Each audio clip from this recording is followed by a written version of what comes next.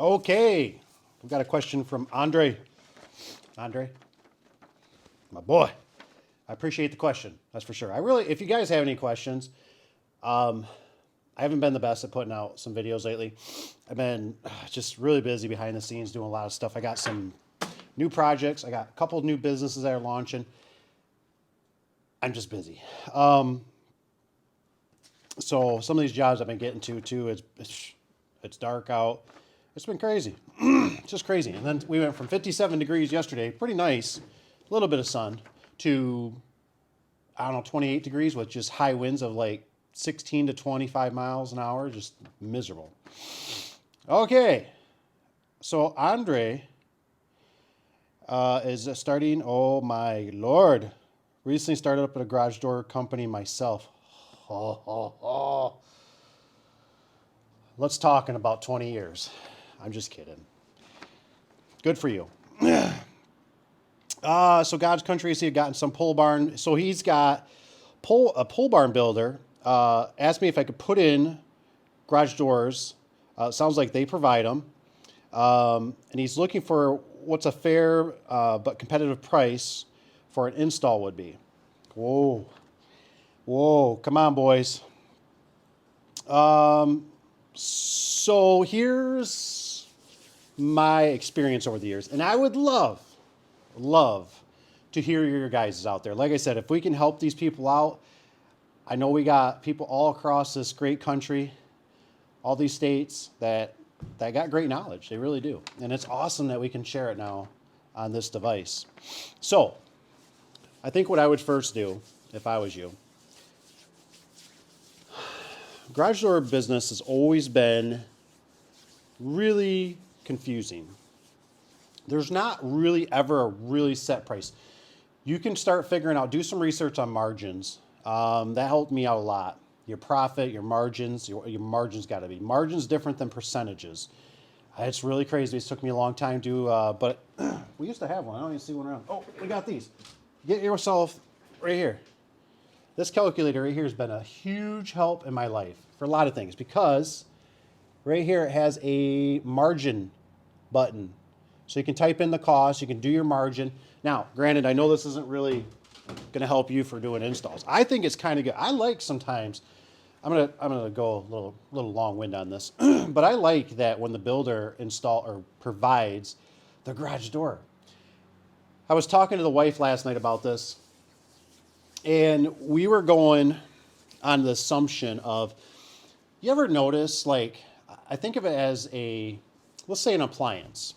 Let's say what am I going to say? I'm going to say a refrigerator. So you go with a refrigerator, right? You buy it, right? Let's say you buy it from, I don't know where, but Best Buy. I'm just going to use Best Buy because that's the first one, right? You pay for it. You're going to pay for them to install it. You're going to pay for them to deliver it. You're going to pay for them to take your old one away. There's a whole wrap of things that happens there, right? So now what's weird about it is how this works.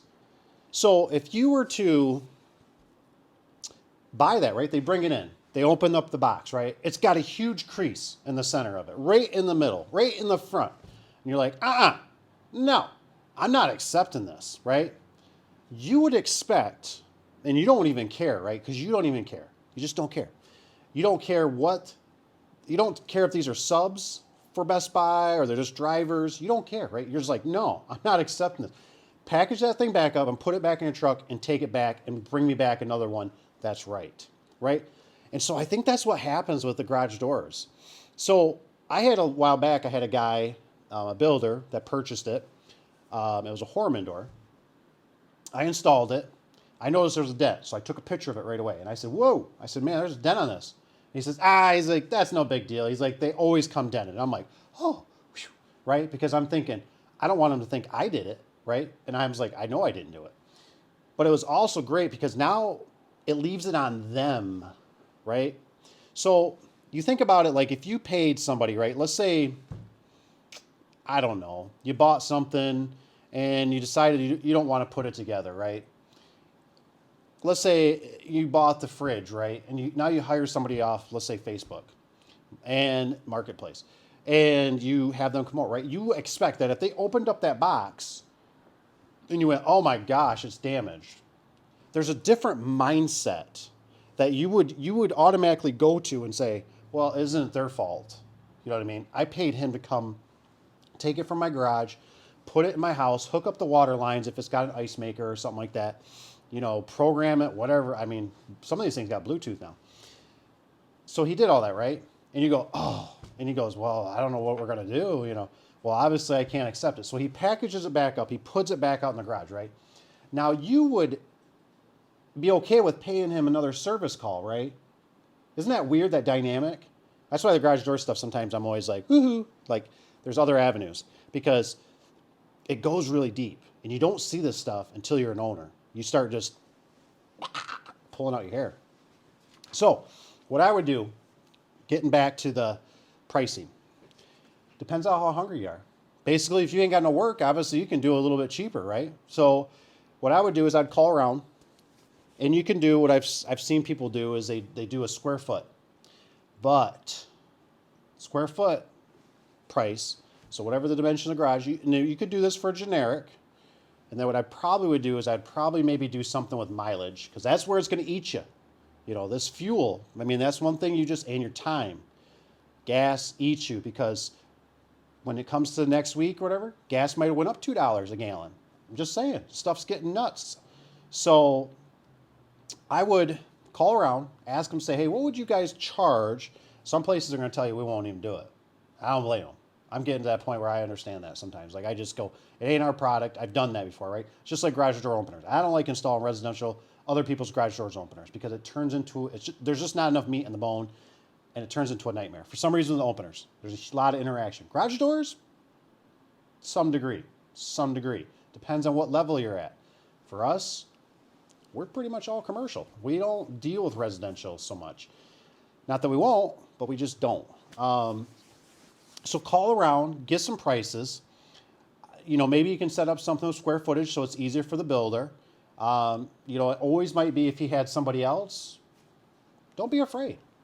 You know, I've come to the conclusion nowadays, ask. Just say, hey, what did the last guy charge you?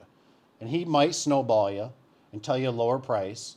He might be fair with you and tell you something that you go, I could live with that. Or maybe you could do it a little bit cheaper. You know what I mean? So there's really never a set science to it. There was a chart. I don't see that chart. I'll get the chart. Hang on. If I knew how to pause this. Can I pause it? Pause it. I found it. It was on the other guy's desk. This thing was always a game changer to me. Now, you can probably pause this video and go through this. But obviously this is old. I mean, I don't know what the print date on this is, but I can tell you what, it's some odd years old. I don't see if it says on here what the date is. But it's super old. But here's all the stuff I never took in consideration. So it's telling you certain dimensions, and if you got high lift, and it tells you how much the wood jams. So this is a very, very, very useful, because this is stuff that you overlook.